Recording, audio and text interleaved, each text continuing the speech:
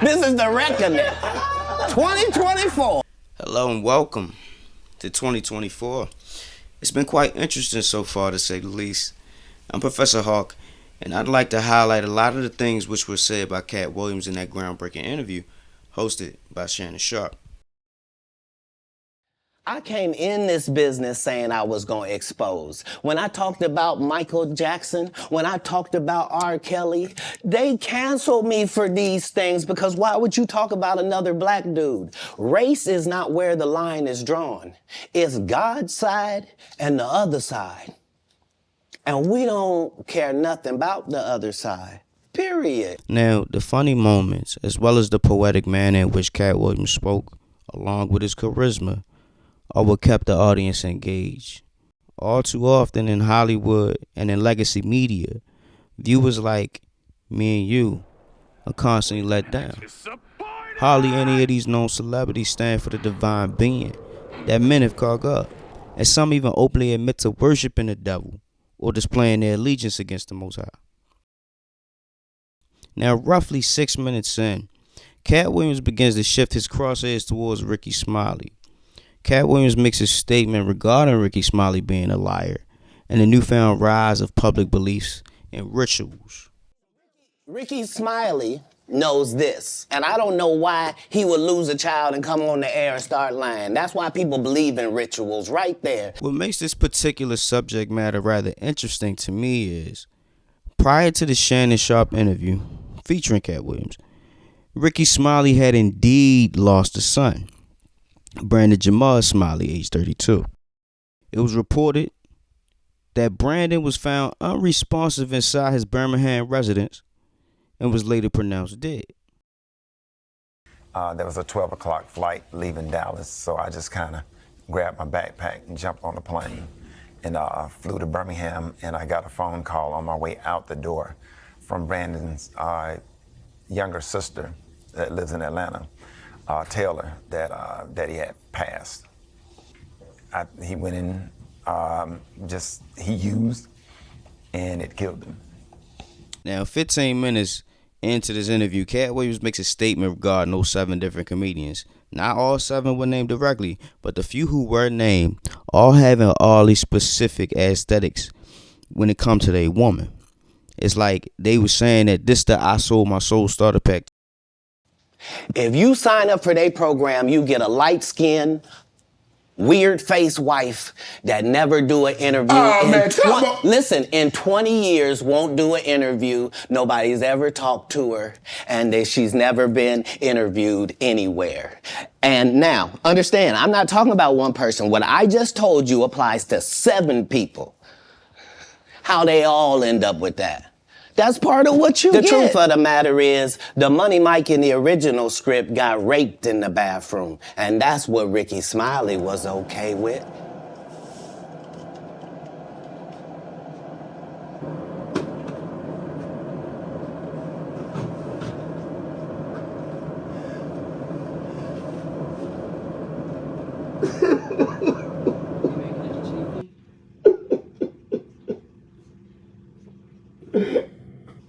The problem with Friday After Next is we're trying to make a classic comedy. And this comedy involves a rape. And rape is never funny, no matter who it happens to or what the circumstances are.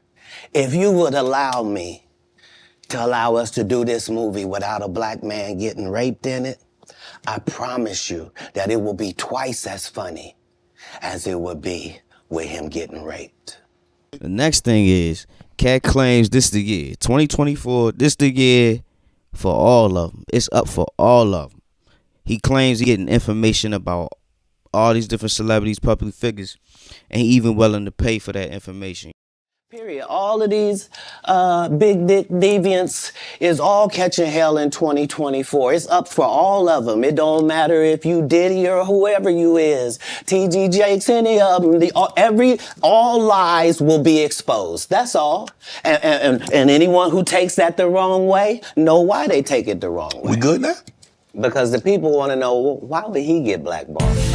Go ask that. Because in 30 years, I've done nothing but collect information, knowledge and your secrets. So if you and a man was in a corner doing something you wasn't supposed to be doing, you will tell it. No, somebody come to tell me. Okay. I gather that. I value that. I'll pay for that. Come, tell me. I know so many things I shouldn't know, and they all know. After that, Shanon Sharpe asked Katt Williams a highly charged question. Pay attention to how this goes down. And I hate to seem like a petty individual for picking apart lies, but Jussie Smollett gonna keep lying until you say we don't believe you. Like, it's important in the checks and balances of the universe that liars not get to make complete narratives for themselves. Are you not afraid about being blackballed again? These are some power people. What do you mean again? These people are not powerful. Satan can't create anything. That includes blessings for his people. That's why, you know what the number one job of somebody that sold their soul in Hollywood is? What? Is to act like it didn't happen. They all do the same job. Why do you think Gary Owen can't cross over and he already white and been in comedy for 25 years? If what I say ain't the case. It's a cabal. It's a consortium. They rock with who they rock with and they don't with who they don't. But I'm not scared of being the competition any more than you were when you lined up across from a superior team. Yeah, on paper, they're a better team. Right. They have all the assets and resources and we don't. But let us get on the line, boy, and see if that factors in. I guarantee you it won't. Wow. Are you not afraid of being blackballed again? In response, Katt said, these people are not powerful. Satan can't create anything. And that includes blessings for his people. Meaning, the devil has to take from those gifted by God in order to give to his people. Robbing Peter to pay Paul, if you will. John chapter 10, verse 10, King James Version, is the epitome of what Katt is expressing in response to being blackballed. This is why the acronym, Basic Instructions Before Leaving Earth, is so befitting of the Bible. Professor Griff from Public Enemy #1, another public figure who's been in the music industry in Hollywood, speaks on the three arms of the Illuminati. These being the Vatican, London, and Washington, D.C. God should be your primary role model. For we wrestle not against flesh and blood, but against principalities, against powers, against the rulers of darkness of this world, against spiritual wickedness in high places. The District of Columbia is the military arm of the Illuminati, the Council on Foreign Relations. The Vatican is the religious arm. London is the financial arm. In a nutshell, that's all it is. The District of Columbia is 10 by 10 square miles. All of the cities and towns are made into what? Squares. The town square. Are you following me? Why the square? We need to become symbol literate. It speaks volumes. And if you're not symbol literate, you won't know how to read it, and you don't know the language and the message that they're using to speak to one another. So what we're going to do today is kind of decode it. William Cooper said from the book, Behold the Pale Horse, written by William Cooper, a former naval intelligence officer, in regards to a document concerning the American public.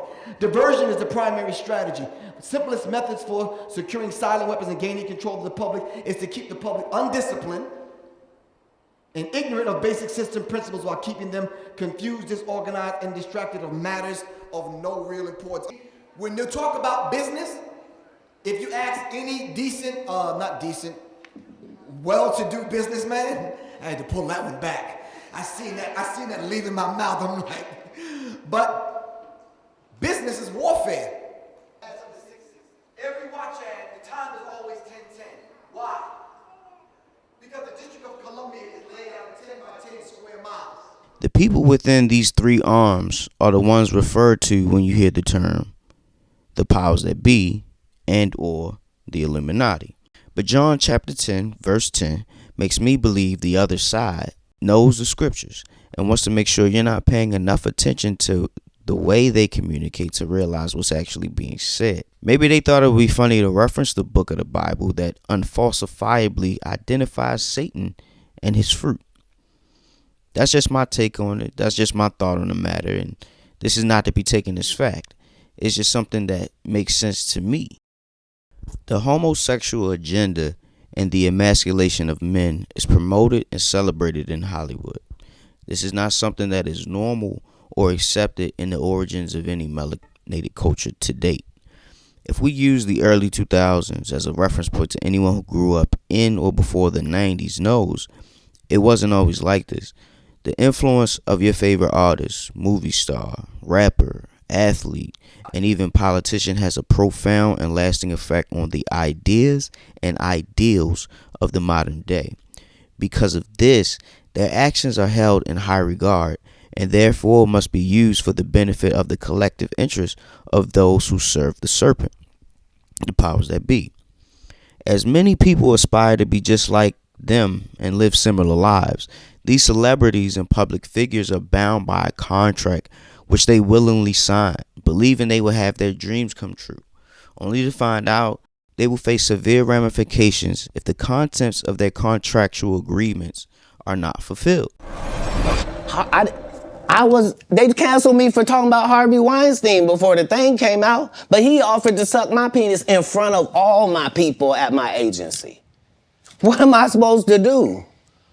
He did all of that. I'm thinking I'm the only black person on the script. I get there, it's 3 other black guys on there. Woo! Huh. So you wonder what they did to get there. I told him no. What y'all do? And this is why when I walk in a room, heads go down. If you've seen the original Space Jam film released in November 15th, 1996, then you may remember a particular scene where an animated silhouette of Michael Jordan is chained and forced to play for the amusement of the audience for all of eternity. I'd like to think this is the reality of what it truly means to be a celebrity or public figure. Your image and likeness can be used against your will whenever, however, wherever, throughout all perpetuity of the universe, as Dave Chappelle put it when it happened to him. You should hear the terminology they say in these contracts. To use your name and likeness in perpetuity throughout the universe. Who the fuck could possibly know what that means? Nobody does. It's so complicated, in fact, that when you're a kid like me, you have to hire somebody to tell you what that means. What can they learn? You know, like you guys are students now, so you're idealists, but you don't know about where art and corporate interests meet yet. Just prepare to have your heart broken. Like, in a way, you see him laughing, that evil laugh? Why is Dave Chappelle going to Africa? Why does Mariah Carey make a $100 million deal and take her clothes off on TRL? A weak person cannot get to sit here and talk to you. Ain't no weak people talking to you. So what is happening in Hollywood? Nobody knows. The worst thing to call somebody is crazy, is dismissive. I don't understand this person, so they're crazy. That's bullshit. These people are not crazy. They're strong people.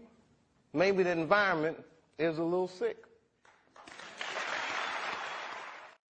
No, not they offered him $50 million and he turned it down. Who gonna turn down $50 million? Now, I've had to turn down $50 million 4 times. 4 times. Just to protect my integrity and that virgin hole I was telling you about. Right. Because P. Diddy be wanting to party. And you gotta tell him no. You got to tell him no. I did. I love this drink. Where you put my bag? I like when you like this, Daddy. Yeah, where you put my bag? Daddy, I like when you scrambling this. Just blow it out. It's your birthday every day. Every day's your birthday on Drink Champs, goddammit. I'm in. Where I look back on where I became. Did you miss me though? For real, because I'm saying it seems like a thing. I miss this partying birthday with party, Puff, man. But I'm talking about for your birthday. Huh? Why won't you party with me for your birthday, man? We partied for my birthday before. You came to my party. No, but me and you ain't never really party. You know what I'm saying?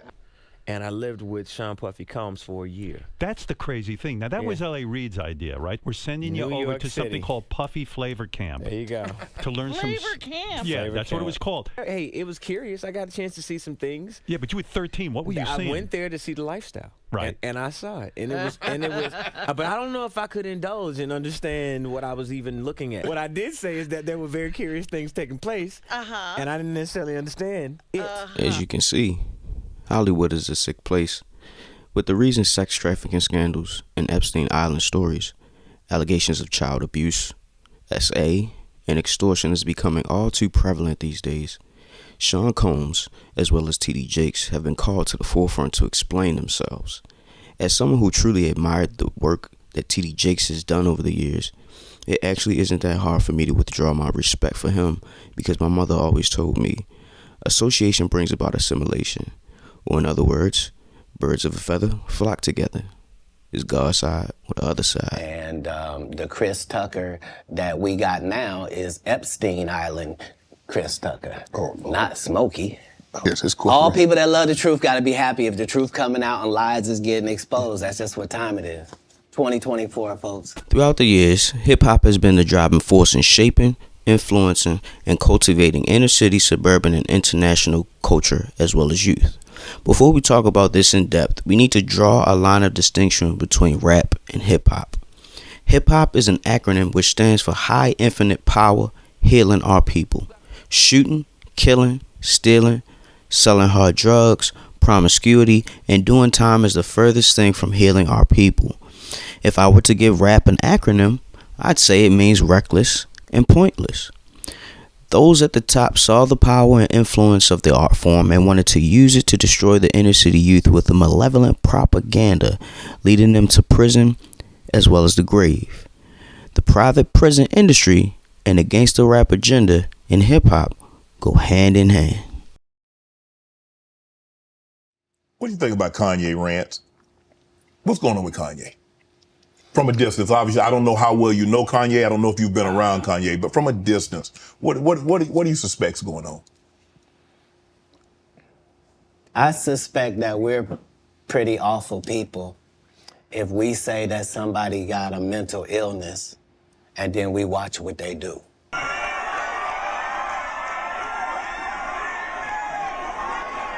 I sold my soul to the devil. I know it's a crappy deal.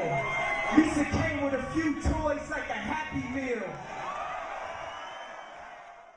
Because, I mean, what are we reacting to? What are we reacting to? You're the one that put him in a position where he thought he was God and could call himself Jesus. Where, just like that, when someone comes up and says something like, I am a God, everybody says, who does he think he is? I just told you who I thought I was, a God. By me? Man, I go at God by me, nigga. I don't even believe in that shit, nigga. Fuck is you niggas talking about, nigga? I'm not like none of you fucking humans, nigga. I don't believe in none of that bullshit you niggas believe in, nigga. Fuck is you niggas talking about, nigga? That's on sauce, nigga. That's what the fuck I believe in, nigga. Sauce alaikum, sauce salam, nigga. You know, I am misunderstood a lot at times. My music, my image, people have their whole thing about me, whether it be me being a devil worshiper or whatever. Besides them reading into my hand over my eye on my album cover. Why is your hand over your eye? Because I'm a devil worshiper. What are you talking about? 1991, I was invited to attend a closed-door meeting with a small group of business insiders to discuss rap music's new direction. Rap music's new direction. Yeah.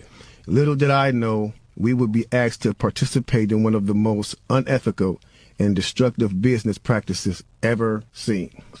A few people refused to sign and walked out. Nobody stopped them. Damn. He explained that the companies we worked for had invested millions into the building of privately owned prisons. I remember many of us in the group immediately looking at each other in awe and confusion. Someone asked what these prisons were and what any of this had to do with music. We were told that these prisons were built by privately owned companies who received funding from the government based on the number of inmates. Mm-hmm. The more inmates, the more the government would pay these prisons. Mm-hmm. It was now in their interest to make sure that these prisons remained filled. Our job would be to help make this happen by making music which promote criminal behavior, rap being the music of choice. Immediately, silence came over the room. My daze was interrupted when someone shouted, "Is this a fucking joke?" We had signed an agreement and would suffer the consequences of speaking out about this publicly, or even those who attended the meeting. Say he just, like, over the years, he just felt guilty, because he said as he sat back and he watched these plans come into play, come to a reality over 2 decades, he sat back and was like, wow, they really pulled it off. Another subject touched upon was politics. How did we get here? I'm not really one for politics, so I can't go in depth about this candidate or that one. But one thing I do know about the political arena is that it mimics theater. It's all a show, and all the world's a stage. Democrats and Republicans are both aligned under the same flag of the United States. 2 wings of the same patriotic eagle. United we stand, divided we fall.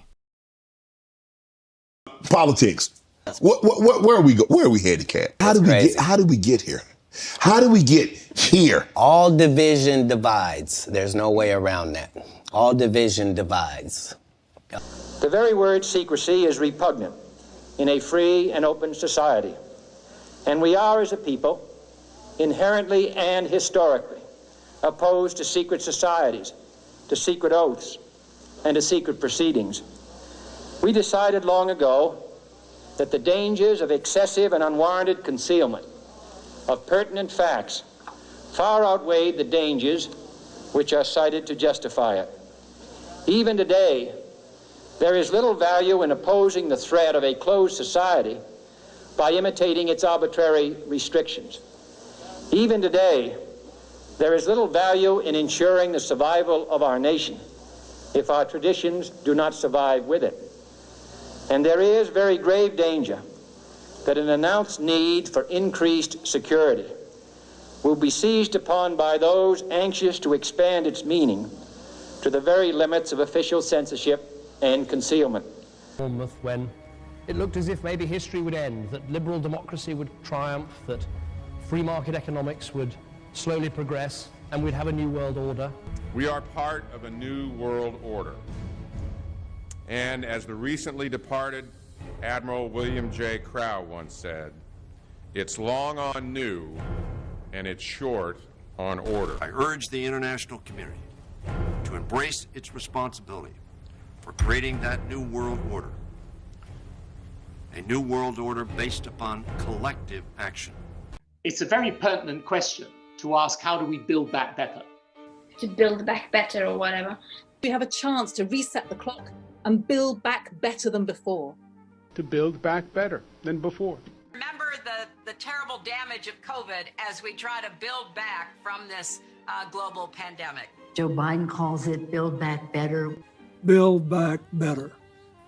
Building back better. To do things differently. To build back better. We're going to build it back better. And build it back better. It's my plan to build back better. Start taking all the problems that have been created in education and mental health and start to build back in a positive way. We are becoming more interdependent. We will have not less, we will have more globalization. But the question is, how do we master and how do we construct this new type of globalization? We cannot leave people behind. We have to make everything to ensure social cohesion of a society, because social cohesion is the prerequisite for a democratically functioning country. Yeah, your team got an offense and a defense. They're not supposed to be enemies. The enemy is the other side. Well, you can't do politics like that. Nope. It's not good for the country. 6 ages defined the lifespan of an empire. The age of pioneers, the age of conquests, the age of commerce, the age of affluence, the age of intellect, ending with bread and circuses in the age of decadence. There are common features to every age of decadence. An undisciplined, overextended military, the conspicuous display of wealth, a massive disparity between rich and poor, a desire to live off a bloated state, and an obsession with sex.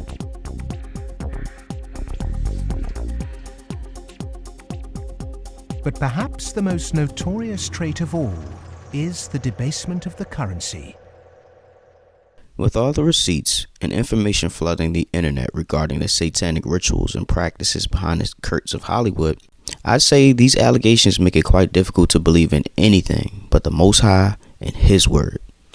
In conclusion, you only have one life and a few chances. What you do with your life is ultimately your choice. This presentation was made with the intent to inform those who may not know they have been deceived by those they look up to and aspire to be like, and how that can be dangerous. Those who are against the Most High want to take as many souls with them to eternal damnation. Remember, it's God's side and the other side. Thanks for watching.